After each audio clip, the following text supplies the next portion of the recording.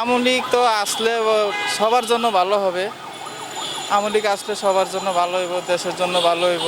কারণ মোটামুটি ভালো ছিল, এখন ইনকাম ভালো হয় না।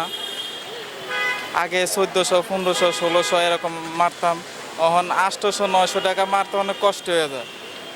800, 900 টাকা মারতে অনেক অটো রিক্সার কারণে বাড়া হয় না এখন।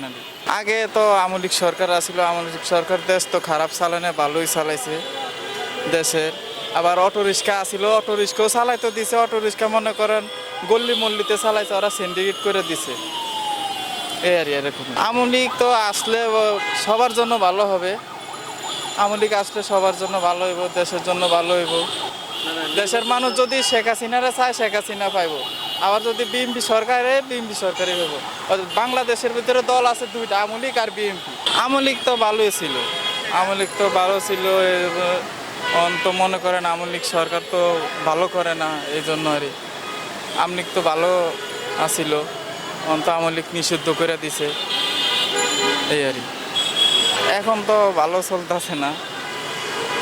আন্দোলন, খালি আন্দোলন, এই আন্দোলন, ওই দাবি এই দাবি, বুঝেন না।